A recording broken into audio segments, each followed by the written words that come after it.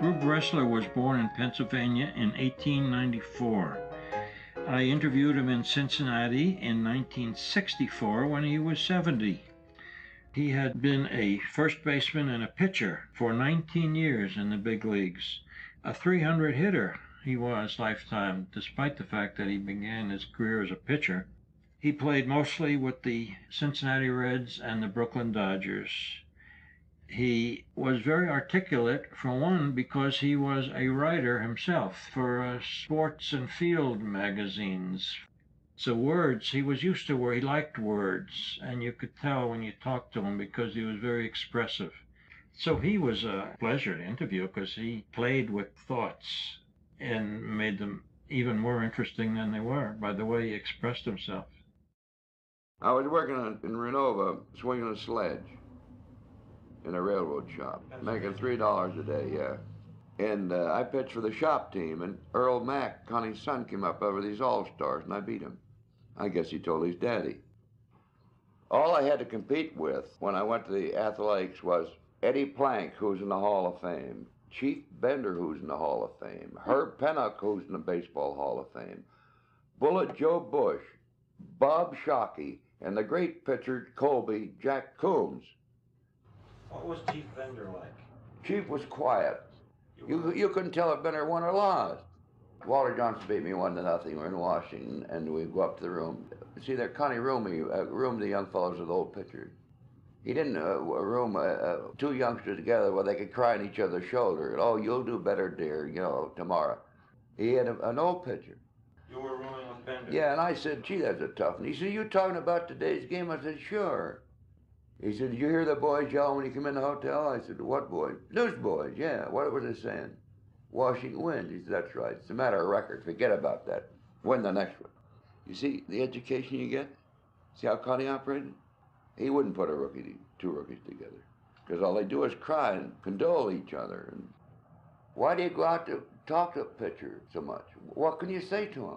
For like these conferences out there, having pitched, I know what they do. They come in and they don't realize, they say, oh, you'll get out of this now. Bear down, work hard, you'll get out of it. They're only to remind you you're in a hell of a jam. Isn't that true? So I was playing first base one day, and two men out. We had the club beaten 1-0, and a rookie pitcher, a young fellow. I ran over real quick to beat the second base and shortstop in, They listened to what I said. I said, now look, when you get this guy out, take a look at that blonde behind our bench. And this fellow, you can just see his face lighting up, and relaxing, and look at me and say, what the hell? I'm not in a tough hole again. This guy's talking about a blonde. So next fellow little pop foul, the catcher, and we're out of the inning. That's the last of the 8th. I go in the water cooler, and the fellow taps me on the shoulder, and he said, she is good looking. I said, what? Who's good looking? He said, that blonde. Oh, I'd forgotten all about it. That blonde. So I went out the first of the 9th inning to first base and looked back, and there's the most gorgeous blonde you ever saw in your life. You don't have bad luck, you make your luck. Rixie got behind a hitter deliberately to throw the change of pace. Now, I roomed them 6 years. He used to say to me, how dumb can they be in this big league? I've been doing this, Drew, for 10, 15 years. When they're ahead of me, 2-0, 2-1, 3-1, they're always looking for the fastball. And they never get it. You saw Walter Johnson pitch, didn't you? I hit against him. First time I went up, I thought it was a beehive. I heard 3 buzzes, and the umpire said, you're out. Just like 3 bees flying by. Buzz, buzz, buzz, yeah. And he said, look, Rube, this fellow's fairly fast. And so I went up there and made up my mind, I'll cope with him, see? And I choked up a little. I never moved my bat in the first pitch. And I choked a little more and tried to hit it at the right field, and I didn't move my bat in that one. The third time, I was choking my bat in here, too, double choke. I never swung the bat. I went back, and he said, how'd you find them? I said, what the hell? I just walked into a beehive. 3 buzzes, and I was out. Oh, he was fast. His curve was fast, too. What made him so tough to hit was easy motion. You'd swear he wasn't bearing down. His arms clear down here, down to his knee, below his knee. And he comes back so easy, and then there it was. Now, Feller had a lot of action in his motion, like Vance. Vance was the roughest man I ever faced. Really? Oh. Rougher than Johnson? Oh, yes. Why? Well, I mean, he was wicked. Just like rolling an apple off the table. You couldn't have him on a Monday. On a clear day on a Monday, you never could hit him. He's the only man threw balls one after another by me. He'd cut his sleeve, you know.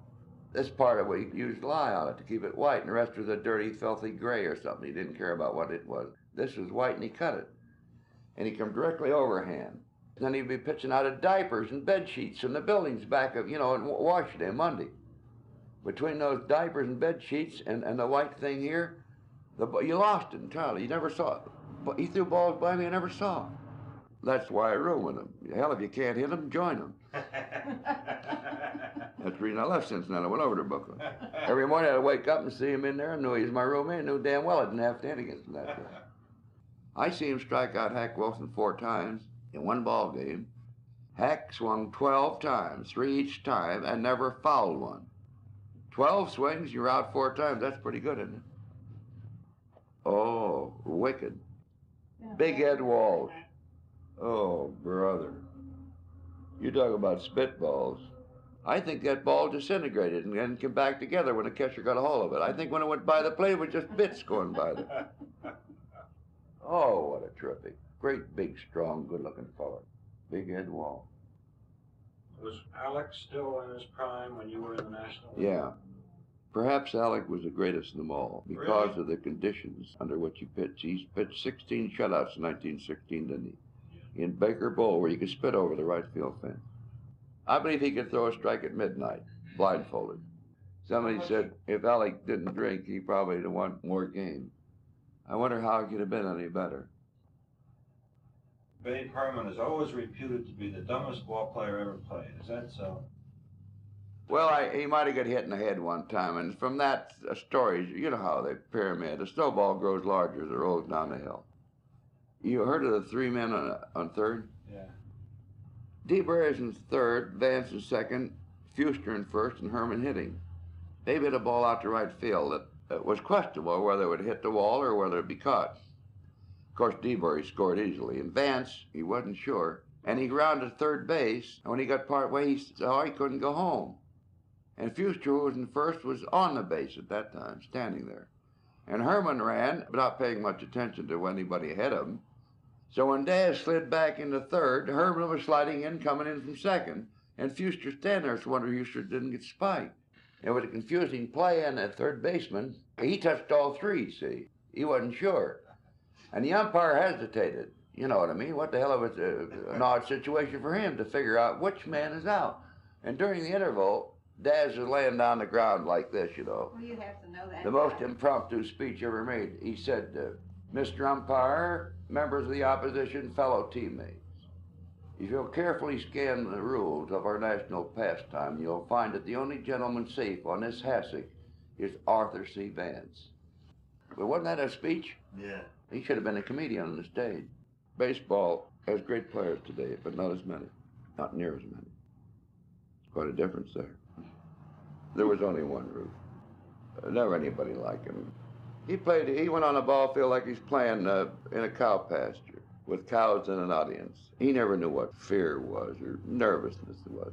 He had baseball instinct, too. He wasn't smart. He didn't have any education. One of the greatest pitchers of all time, and then became a great judge of a fly ball, and he never threw the wrong base when he played the outfield. He was like a damn animal. He had that instinct. They know when it's going to rain, I don't. Nature. That was Ruth. Cobb. He did everything except steal first base. I think he did that in a dark night. He drove infielders crazy. They didn't know what the hell he's going to do, and neither did he till his last but second. You couldn't try to figure Cobb. It was impossible. Cobb could hit the long ball. When he wanted to. Yeah.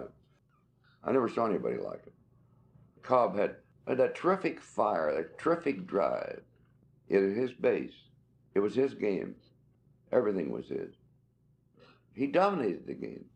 I never saw a fellow like him. He wasn't too well liked, was he? Right? No, he didn't care about that.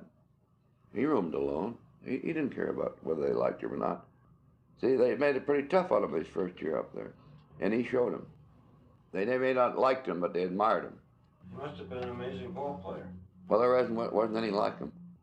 He's alone. How'd you get along with Connie, man? Wonderful. You see, Connie never balled you out on the bench in the spur of the moment. Never. You wait 2 or 3 days, you cool off, and then he say to you, don't you think it would have been better had you made the play this way? And you knew damn well that he knew what he's talking about. You knew that you made a mistake, but he didn't say, well, look, you so-and-so. That's the way he handled ball players. Psychology. Did he curse? No. Oh, no. I might say, good grief, wasn't that a terrific hitter, you know, to that effect. But Connie's attitude, the way he handled his players. You're playing a great game. You're an example to the children in this country. Conduct yourself accordingly. Weren't the newspaper men wonderful about Ruth? Did the kids know about Ruth? Wouldn't that have been a terrific picture to paint for a fellow they put on a pedestal and idolized to know his story? In other words, you couldn't let those kids down. The old owners were swell except one fellow. You know, the most religious man is supposed to be Ricky. He let me go a month before the season was over to save a month's salary for a boy who'd played 18 years in the big league. That's a religious fellow with a lot of feeling towards a fellow man. Because you don't fool the umpire up there. I don't think anybody ever did. Do you?